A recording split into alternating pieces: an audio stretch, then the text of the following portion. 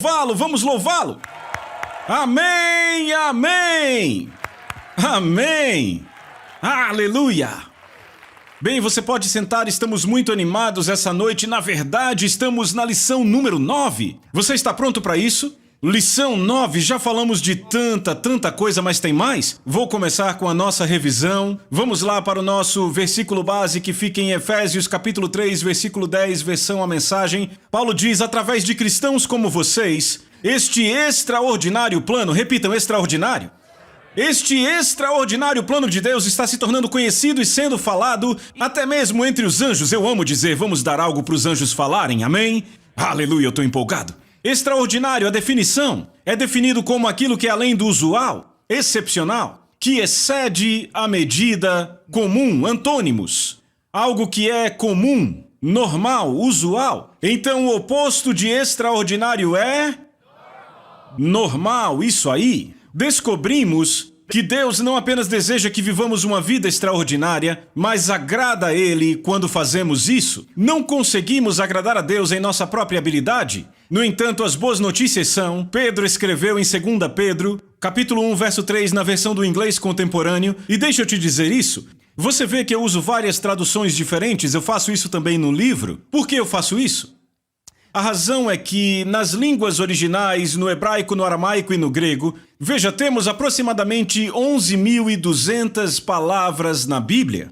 Numa tradução comum em inglês ou português, temos apenas cerca de 6.000 palavras na Bíblia. Então você pode ver que o que acontece é que eu busco em todas estas traduções sentir de verdade o que Deus está dizendo, porque sabe, de fato, em algumas traduções, temos a tradução de frases, como na Nova Versão Transformadora, e outras traduzem palavra por palavra. Bem, o Rick Renner me disse, ele é um especialista em grego, que muito da língua grega bíblica deve ser traduzida em frases, porque o pensamento é mais completo nas frases. Vocês entendem o que eu quero dizer? É por isso que eu gosto de ir em traduções diferentes e quero sempre encontrar aquela que realmente vai no cerne do que Deus diz. Estão acompanhando? Você está aqui comigo? Então não conseguimos agradar a Deus em nossa própria habilidade. No entanto, Pedro diz em 2 Pedro, capítulo 1, verso 3, que temos tudo o que precisamos para viver uma vida que agrada a Deus. Tudo isso nos foi dado pelo próprio poder de Deus, certo? E poderia ser escrito assim, temos tudo o que precisamos para viver uma vida extraordinária e tudo nos foi dado pela graça de Deus, porque a graça de Deus é uma capacitação que precisamos para viver uma vida extraordinária. Então, descobrimos que a graça não apenas perdoa os nossos pecados, não apenas nos salva da morte eterna, não apenas nos concede entrada no reino dos céus, mas também nos transfere sua natureza divina, nos capacita a vivermos em verdadeira santidade e nos dá poder a trazer o reino de Deus para cá, para esse mundo em trevas que precisa tanto. Você pode dizer amém? Aleluia, eu amo isso. Muito bem. A graça, embora seja dada gratuitamente, só pode ser acessada através... Todo mundo? A única forma de acessarmos a graça é através da fé. Não há outra forma. Romanos 5, verso 2 diz que temos acesso a esta graça pela fé na qual estamos firmes. Então, não importa o quão legal você seja, o quão entusiasmado, o quão sincero, o quão ocupado esteja no ministério, não há outra forma de obter a graça de Deus a não ser pela avenida da fé. Você pode dizer amém para isso? Eu trato disso no livro. Alguém pode perguntar? Pode dizer, John, eu achava que Deus dava graça aos humildes. Sim, mas se você for no Velho Testamento e no Novo Testamento, vai descobrir que a humildade e a fé andam concomitantemente. Deus diz, eis o soberbo, sua alma não é reta nele, mas o justo viverá pela sua fé. Estão comigo? Então Deus nos mostra que a fé e o orgulho são opostos. Estão acompanhando? Se olharmos para os espias que foram à terra prometida, 12 voltaram, 10 foram bem humildes e 2 orgulhosos. Essa não é a verdade, você sabe, não é? Porque aqueles 10 que voltaram basearam a conquista em sua própria habilidade. Os outros 2 disseram, nós cremos que conquistaremos aquela terra pela habilidade de Deus. O povo achou que os 10 eram humildes porque estavam protegendo suas esposas e filhos, mas os 2 eram os humildes porque eles criam na palavra de Deus. E nós sabemos que toda vez que cremos na palavra de Deus, nunca seremos envergonhados. É um bom lugar para dizer amém. Então a boa notícia é que isso é Romanos capítulo 1, verso 17... As boas novas nos contam como Deus nos fez justos à sua vista, e isto é conquistado do princípio ao fim pela fé. Repitam, pela fé. Por isso lemos em Hebreus 10:38 que o justo viverá pela fé. Eu quero compartilhar um encontro que eu tive com Deus. Eu era salvo fazia apenas 1 ano. Eu vivia na Carolina do Norte na época, eu nem conhecia a Lisa ainda. Eu era um jovem cristão afogueado e bem ignorante, eu não sabia de muitas coisas. E eu nunca vou esquecer desse encontro. Uma noite eu estava dormindo profundamente. E sabe quando você acorda à noite e não sabe nem onde está? Alguém já passou por isso, é aquele sono muito profundo, você entende? E eu estava dormindo, mas de repente eu me vi dando um pulo e ficando sentado e eu comecei a gritar as seguintes palavras: eu estou apenas procurando alguém que creia. E eu lembro que eu fiquei desnorteado, o que está acontecendo? E eu lembro de ligar a luz do meu quarto, de olhar para trás e ver uma mancha enorme de suor do meu corpo. Eu não estava com febre. E eu pensei, uau, Deus acabou de falar comigo mesmo. Eu estava impressionado com o que tinha acontecido. Mas de repente eu comecei a pensar, eu estou apenas procurando alguém que creia. Senhor, eu conheço isso. Isso é bem básico. Eu pensei um pouquinho e voltei a dormir. E eu pensei, Deus, se é para você me acordar no meio da noite, dá para você ser um pouco mais profundo? Na manhã seguinte eu acordei, eu nunca vou esquecer. Aquelas palavras ficavam na minha cabeça. Eu estou apenas procurando alguém que creia, eu estou apenas procurando alguém que creia, eu estou apenas procurando alguém que creia. No meio da manhã eu entendi, eu estava andando por um estacionamento e é isso! E eu dei um grito, eu disse, é só o que ele está procurando? Você está apenas procurando por alguém que creia em você? E eu comecei a pensar nos evangelhos. E eu pensei, quem entristeceu Jesus mais do que qualquer outro? Eu não estou falando de irá-lo, os fariseus deixaram ele irado, mas quem mais entristeceu a ele foram aqueles que simplesmente não creram que Deus faria o que disse que faria. E quem deu mais alegria a ele? Quem fez ele se maravilhar mais do que qualquer outro? Aqueles que simplesmente creram que Deus faria o que disse que faria. Estão comigo? Então Deus se deleita, repitam, se deleita. Ele se deleita quando seus filhos têm fé. Por isso que a Bíblia diz que não podemos agradá-lo sem fé, porque sem fé não podemos acessar a graça que nos dá a capacidade de agradá-lo. Agora eu vou fazer uma declaração aqui e eu quero que isso entre direto no seu espírito, ok? Então eu quero afirmar isso para você. Deus não responde à nossa necessidade. Ele responde à nossa fé. Tem gente com o rosto chocado aqui, eu vou dizer isso de novo. Deus não responde à sua necessidade, Ele responde à sua fé. Estão comigo?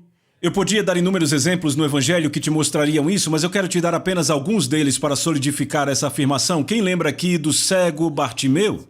Certo? Ele foi um homem que era cego, um pedinte. Jesus estava indo para Jericó e havia uma grande multidão seguindo ele. Quando Bartimeu ouviu que era Jesus, ele começou a gritar: Jesus, filho de Davi, tem misericórdia de mim. As pessoas ao redor de Bartimeu disseram, quieto, quieto. Por favor, você está perturbando esse encontro que estamos tendo aqui. E Bartimeu gritava ainda mais alto, Jesus, filho de Davi, tem misericórdia de mim. Agora Jesus, entenda isso. Ele está saindo de Jericó e está com o foco completamente em ir para Jerusalém cumprir o seu destino na terra. Estão comigo? E aí, de repente, Jesus para e se vira e diz, tragam ele até mim. Agora, não é interessante que há uma grande multidão ao redor dele? Ninguém faz Jesus parar em sua missão, a não ser esse homem que grita, Jesus tem misericórdia de mim? Jesus diz, tragam-no aqui. Bartimeu é trazido até Jesus e Jesus olha para ele e diz, o que você quer que eu faça por você? Você está de brincadeira? O que você quer que eu te faça? O cara precisou de ajuda para chegar até Jesus, ele é obviamente cego, todo mundo sabe que ele é cego, será que Jesus o está insultando? Não está não. O que Jesus o estava levando a fazer era falar do que estava cheio o seu coração, falar aquilo que estava dentro dele. Porque deixa eu dizer a verdade, se Bartimeu tivesse dito, quer saber? Eu sei que pedir para ver é um pouco demais, mas eu estou com artrite aqui na minha mão esquerda, dá para curar isso, era exatamente o que ele teria tido. E você diz, como você sabe, John? Porque veja o que acontece. Jesus olha para ele e Jesus diz em Marcos 10:51, segue o teu caminho, a tua fé te curou. Foi o que Bartimeu falou que fez com que Jesus respondesse? Estão comigo? Na verdade, para ser bem sincero, Jesus não estava indo em direção a Bartimeu, estava indo em direção a Jerusalém. Ele não teria parado se Bartimeu não tivesse gritado. Foi a fé de Bartimeu que fez com que Jesus interrompesse sua missão a Jerusalém e se virasse. Deixa eu dizer uma coisa. Havia talvez mais de 1000 pessoas ao redor dele, era uma multidão. Muitas necessidades na multidão, mas nenhuma foi suprida, a não ser a do homem que gritou em fé: eu vou me agarrar a você porque preciso da minha visão. Estão comigo? Eu nunca vou esquecer, eu estava participando de um evento numa igreja muito grande, reconhecida internacionalmente, que já há 5 anos estava experimentando um grande mover do poder de Deus. E eu estava lá numa sexta-noite e eu nunca vou esquecer. Sabe, tinha muitos jovens naquele lugar, era uma multidão enorme. A liderança havia me dado um tempo para falar para os jovens e eu nunca vou esquecer. Aqueles jovens, ao final da mensagem, vieram até a frente e eram crentes sinceros e famintos. Olhavam para mim tipo: John... Sabe, eu andei até eles e perguntei: pelo que vocês querem que eu ore? E eles disseram: John, nós queremos mais de Deus, apenas queremos mais de Deus. E eu orando por aquelas pessoas, e eu digo a vocês, eu estava orando e eu não estava sentindo nada. Nenhuma unção, nada. E eu fiquei ali olhando para aquilo e dizendo: Deus, eu estou vendo a sinceridade desses caras famintos, desejosos. Por que é que não tem unção? Por que parece que não há presença quando eu oro por eles? De repente o Espírito Santo falou comigo, disse: filho, não estão sendo específicos comigo. De repente eu pensei: então eu andei até o outro jovem, e aí eu olhei para ele e ele me disse: assim como os outros jovens, eu quero mais de Deus. E eu disse: sabe, eu quero que você seja mais específico. Eu disse: se você entrasse no gabinete do presidente, você diria a ele: eu quero mais de você, presidente. Naquela época era o presidente Clinton. Eu disse: você diria a ele: eu quero mais de você, presidente Clinton. Eu quero mais de você. Eu disse: você teria coisas específicas para falar com ele? Eu disse: eu quero que você fique aí em pé e realmente pense sobre o que você quer com Deus, agora seja específico. E eu comecei a dizer o mesmo para várias pessoas. De repente eu disse isso para 75% dos jovens ali, e aí foi como se aparecessem umas lampadinhas na cabeça daqueles jovens, e eu voltei e perguntei: você está pronto para orar agora? E o primeiro jovem disse: sim, eu quero que Deus faça tal coisa pela minha vida. Eu orei por ele, o poder de Deus o acertou de forma tão forte. E aí comecei a orar pelos outros, foi a mesma coisa, porque Deus quer que sejamos específicos em nossa fé. Estão comigo? Não genéricos, estão comigo? Sim, queremos mais de Deus, queremos conhecê-lo mais profundamente, mas deixa eu te dizer, se isso é tudo que estamos dizendo a Ele, então Deus olha para nós e Ele diz: ora, vamos! Vamos ser um pouco mais específicos, temos uma geração perdida morrendo. Eu sou o seu pai e eu estou me revelando aqui para você, mas vamos ter alguns pedidos que precisam ser conhecidos. Estão comigo? Se olharmos para aquela mulher com hemorragia no corpo há 12 anos... ela sofreu muitas coisas por 12 anos, indo a médicos e eles não resolviam. E no meio da multidão ao redor de Jesus, aquela mulher foi engatinhando na poeira do chão. E ela disse: se eu apenas tocar na barra das suas vestes, eu serei curada. Ela falou, a sua fé falou. Agora o interessante é que Jesus estava andando e ela finalmente passou por todas aquelas pernas e agarrou a barra. E de repente, Jesus se vira e diz: quem me tocou? E os discípulos olhando para ele e tipo... ei, chefe, que história é essa? Tá todo mundo te apertando? Todo mundo aqui ao redor, e Jesus ignorou eles e disse: quem me tocou? Quem me tocou? Finalmente a mulher viu que não poderia ser ignorada. Ela veio tremendo, ficou na frente dele e disse: fui eu. E aí ela contou a ele tudo o que tinha feito. E ouçam o que Jesus disse a ela. Certo, eu vou ler Mateus 5, de 30 a 32, antes de eu dizer o que ele disse a ela. Jesus, reconhecendo imediatamente que dele saíra poder, virando-se no meio da multidão, perguntou: quem tocou minhas vestes? Responderam-lhe seus discípulos: vês que a multidão te aperta e dizes: quem me tocou? Ele, porém, olhava ao redor para ver quem fizera isto. Agora, Jesus não sabia que aquela mulher estava buscando cura, só soube depois que o poder saiu de dentro dele. É isso que temos que nos lembrar, certo? Não foi a fé de Jesus que a curou. Não foi a iniciativa dele, ele não foi enviado para procurá-la. Estão comigo como ele fez atravessando o mar da Galileia para encontrar o endemoniado? Não foi ele que encontrou a mulher, foi ela que o encontrou. Certo? Cada detalhe foi iniciado e executado por aquela mulher antes que ele soubesse qualquer coisa a respeito. Porque ouça o que ele disse a ela, ele disse: filha, tua fé te salvou, vai em paz e fica livre do teu mal, e ela foi completamente curada. Estão acompanhando? E quanto à mulher grega? Havia uma mulher grega, cirofenícia de nascimento, e essa é uma das histórias mais impressionantes. Jesus vinha de grandes encontros, estava exausto e foi para casa descansar.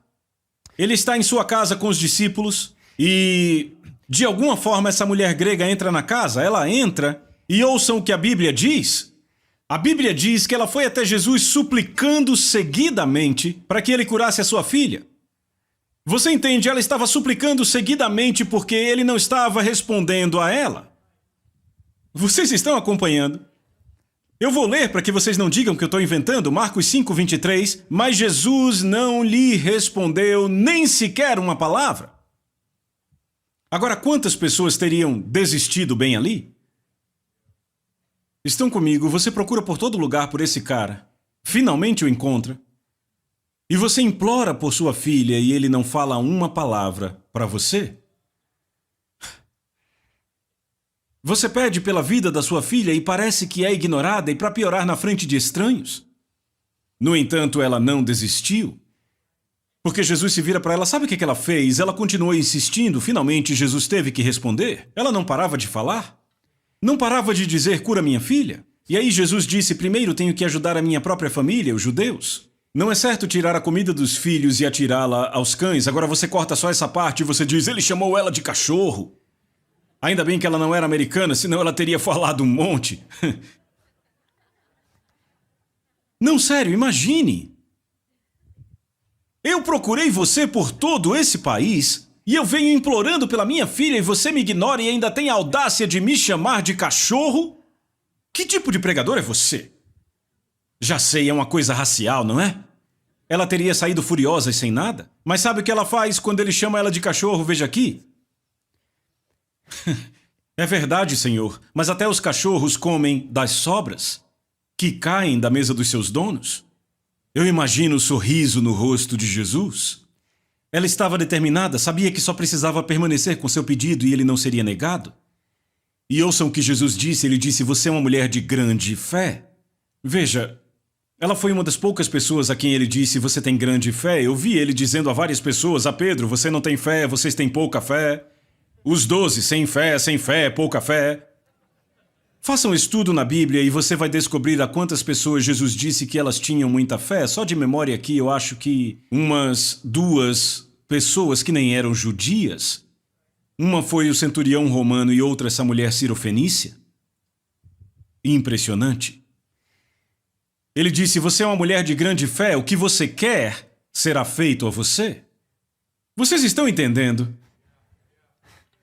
Agora ouçam isso aqui, o que Jesus Cristo, que era Deus revelado em carne, Deus encarnado, originalmente negou a ela, porque ela não era uma filha da aliança, foi dado a ela por causa da sua fé persistente. Então, de novo, Jesus responde à fé, não à necessidade. O pedido dessa mulher inicialmente veio de uma necessidade, mas a resposta à negação inicial dele veio da fé. Você pegou isso? Amém. Fica claro para você porque as pessoas não recebem o que a graça já proveu? É por causa da falta de fé. Tiago fala sobre isso, Tiago 4:2. O motivo pelo qual vocês não têm o que querem é porque não pedem a Deus. Ele não está falando de pedir com desânimo, mas de pedir com uma fé determinada. Sabe, temos que ir até Deus com pedidos em áreas específicas, áreas como andar em santidade, viver criativamente, aprender a sabedoria. Pedir por áreas de cura, em suma, receber qualquer coisa que o céu tem para nós, especialmente para alcançarmos o mundo perdido que agoniza. Tiago é ousado para dizer o seguinte, quando vamos a Deus, para qualquer coisa, temos que fazer isso em fé, sem duvidar, porque aquele que duvida é semelhante à onda do mar, impelida e agitada pelo vento. Não suponha esse homem que alcançará do Senhor alguma coisa. Tiago está literalmente dizendo que você não receberá nada de Deus se não for com fé. Esta é, sem dúvida, uma declaração impressionante. Sabe, eu quero compartilhar um testemunho. Eu acho que o ano foi... Deixa eu lembrar aqui, o ano foi 2002. Estávamos aqui no Colorado só há alguns anos. Vocês lembram do incêndio Hayman que aconteceu aqui no Colorado? Lembram do incêndio Hayman em 2002? Para aqueles que estão assistindo em vídeo, houve um incêndio no Colorado chamado Incêndio Hayman em 2002. Foi o pior incêndio na história do Colorado.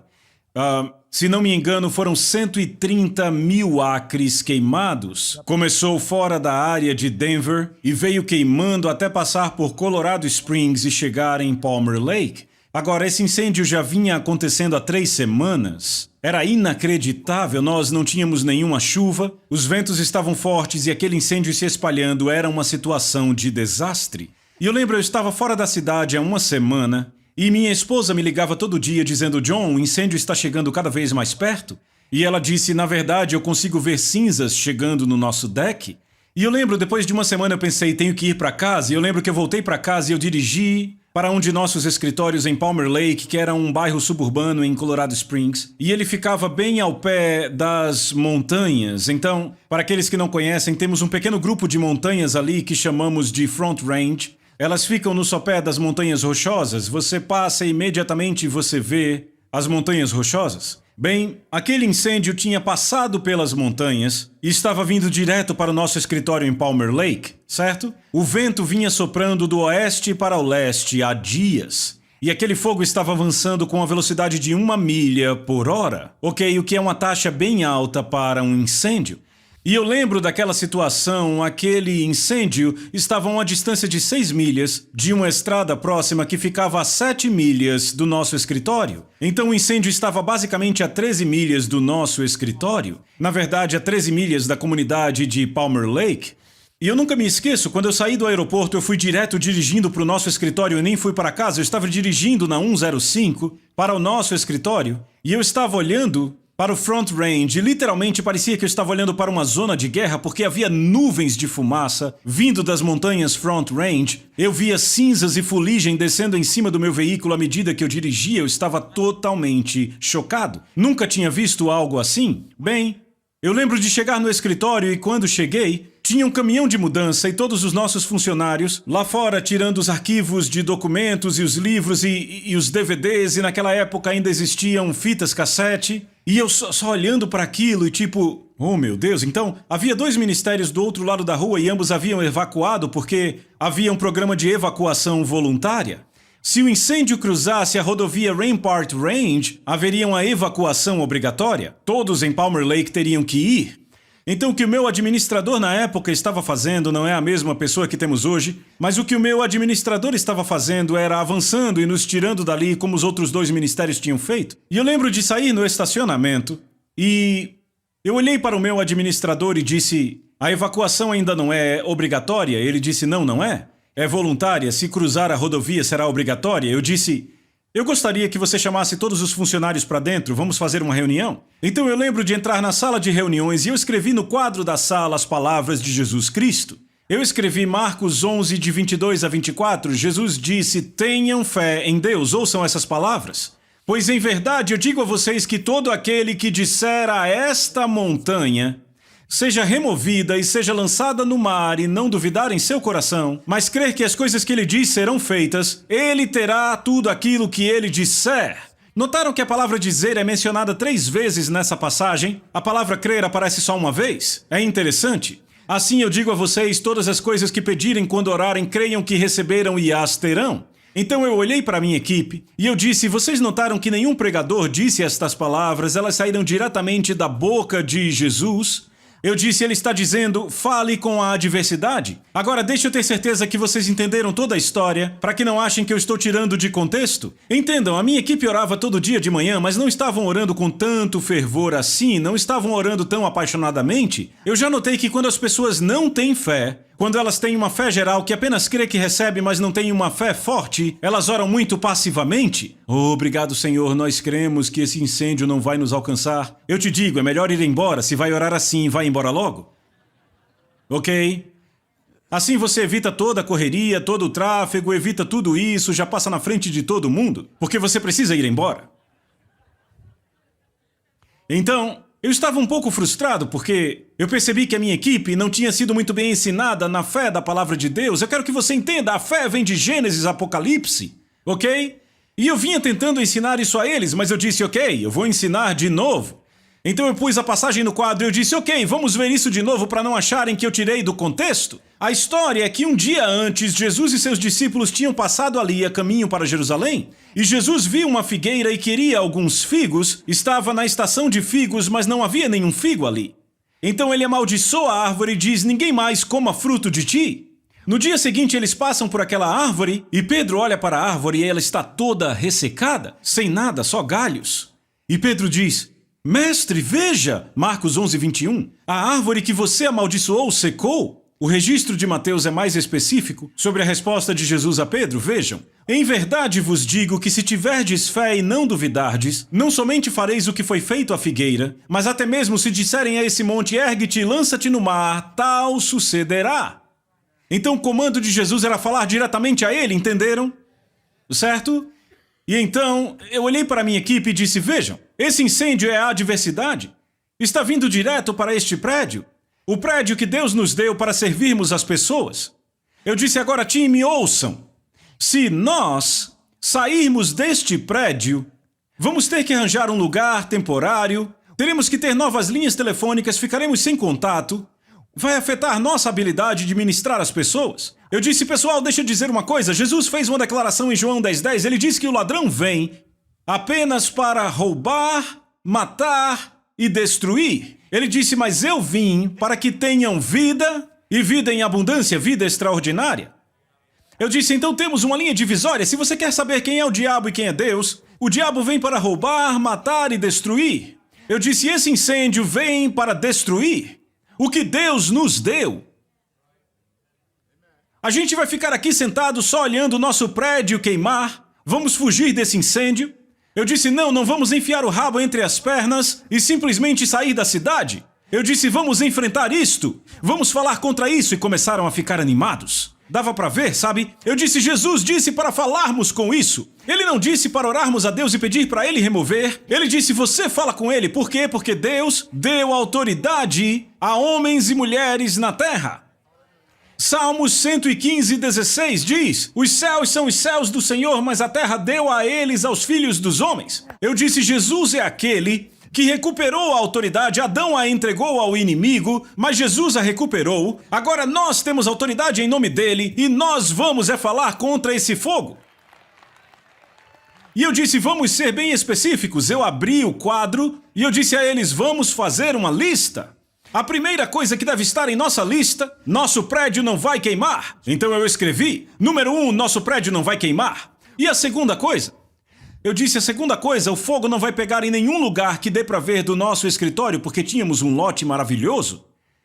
Era um lote maravilhoso, cheio de árvores, e sabe o que mais? Pagamos por isso. Então não vamos perder nem uma folhinha da nossa vista. Não vamos ficar olhando árvores queimadas, nem deixaremos o fogo pegar em nossos vizinhos, incluindo esses 2 ministérios aí perto. O fogo não vai pegar neles também. Eu disse, pagamos por essa vista, ela vai continuar e não queremos que ninguém na nossa cidade perca nada. Estão comigo? E a minha equipe ficou animada. Eu disse, terceiro, não seremos obrigados a evacuar este prédio. Nós somos submissos à lei, então vamos orar sobre isso. Aquele incêndio não vai cruzar a rodovia Rampart Range. Temos 6 milhas aí, queridos. Certo? Número 4. Precisamos que a direção do vento mude, que ele sopre do leste para o oeste ao invés do oeste para o leste. E se você vive por aqui, sabe que esse é um pedido bem incomum. Porque o vento normalmente aqui vem do norte ou do sul e no verão quase sempre vem do oeste para o leste. É muito difícil vermos o vento do leste para o oeste. E eu disse, precisamos de uma tempestade que acabe com essa coisa, porque não chovia já há semanas. E eu disse finalmente que o fogo morra. Então eu olhei para minha equipe e eu perguntei, tudo bem, quando vamos receber a resposta da oração? Disseram quando o fogo acabar? Não é, eu disse não. Eu disse, está errado, não é assim que receberemos a resposta. Ouçam o que Jesus disse, Marcos 11:24. Assim eu digo a vocês tudo o que desejarem quando vocês orarem. Creiam que receberam e vocês terão. Ele disse, você crê que recebeu quando ora? Eu disse, então, em nome de Jesus, receberemos no momento em que orarmos. E eu estava ali parecendo um técnico de futebol. E eles estavam ficando animados, certo? E eu disse, estão prontos? E eles, sim! Então andamos até aquele estacionamento. E só ficou uma pessoa no prédio, nossa secretária, que estava com o rádio ligado na frequência dos bombeiros. Então todos no estacionamento olhando na direção do incêndio e aquela fumaça. E nós começamos a orar. Eu disse, todos vocês apenas orem. E vamos falar tudo o que está nessa lista em uníssono. Eu falava e eles repetiam. E então começamos a orar. Agora ouçam, Deus e a minha equipe que está aqui hoje são minhas testemunhas. Enquanto estávamos orando, o vento mudou de direção. Ele começou, não, é maravilhoso. Ele estava soprando em nosso rosto, a gente de frente para o incêndio no oeste. De repente começou a soprar das nossas costas. Um dos membros da minha equipe olhou para mim. Você sentiu o que eu senti? E eu, sim. Nossa recepcionista vem correndo. Ela disse, os bombeiros estão loucos. Faz 3 dias que o vento vem numa direção e acabou de mudar, está do leste para o oeste. Eu disse, sabemos, sentimos. Naquela noite, eu saí no deck da nossa casa e nossa casa ficava algumas milhas mais para leste. E eu vi um fenômeno bem incomum, o vento estava ainda soprando do leste para o oeste, mas eu vi uma tempestade chegando do oeste. O vento soprando do leste para o oeste, mas a tempestade vinha do oeste e despencou sobre aquele fogo. E num espaço de 10 dias, aquele incêndio se dissipou totalmente, completamente. Ele não passou da rodovia Rampart Range. O que aconteceu? Nós nos levantamos na autoridade do nome de Jesus e falamos ao monte. E Jesus disse, se você fizer isso e crer no seu coração, ele será lançado ao mar. Eu vou te contar o que aconteceu à minha equipe, é maravilhoso. Nossa equipe nunca mais foi a mesma. Vocês deveriam ver, sabe, algumas pessoas têm visto aqui de manhã quando começamos. Minha equipe, quando está orando, são um bando de selvagens.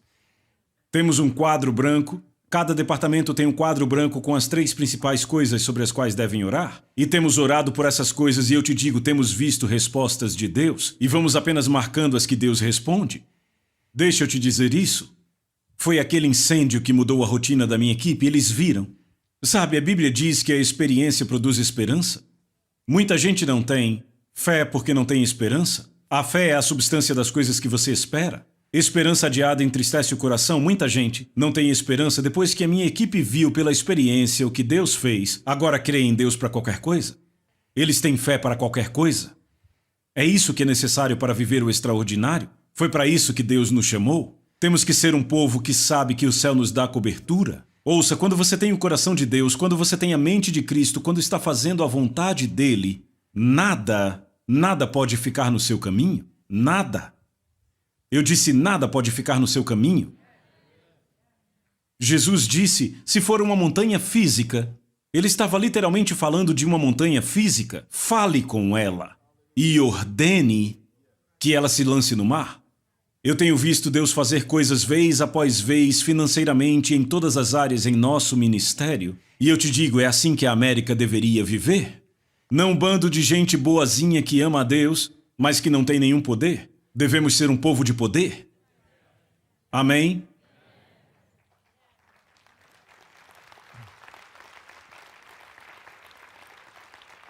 Deixa eu te dizer algo. Não tolere o que Jesus pagou um alto preço para te libertar. Não tolere a morte, não tolere a destruição, não tolere o roubo. Não tolere isso. Tudo que foi roubado de mim eu exijo que retorne. Eu digo, Satanás, você roubou, mas você foi pego. Eu exijo o retorno. Não apenas uma vez, mas 7 vezes, porque é isso que Provérbios diz. Entenda isso, você tem uma espada de verdade? Ele não tem. Ele foi desarmado, Jesus o desarmou. Você tem uma espada de verdade. Sabe o que ele faz? A única coisa que ele tem é intimidação. A única coisa que ele tem é tentar te impedir de falar. Tentar te impedir de usar esta espada da palavra de Deus. Ele é como um pequeno cachorro que late bem alto. E você diz, sai daqui. O cachorrinho vem latindo, sai daqui. E finalmente você sai daqui! É claro, eu não chuto cachorros, eu tenho um cachorrinho, eu não chuto cachorro. Mas logo aquele cachorrinho vai saber que é melhor não mexer com você, aquele chihuahua. Ele vai saber é melhor não mexer com ele. O chihuahua pensa que é um Doberman. Mas quando você mostra a ele quem manda, sabe, Satanás anda ao derredor como um leão que ruge. Ele não é nem um leão. Jesus é o leão, ok? Ele é como? Ele tem um grande rugido, mas ele nem morde porque foi desarmado. O único que pode dar a mordida a ele é você. Você ainda está aqui comigo? A única coisa que pode te impedir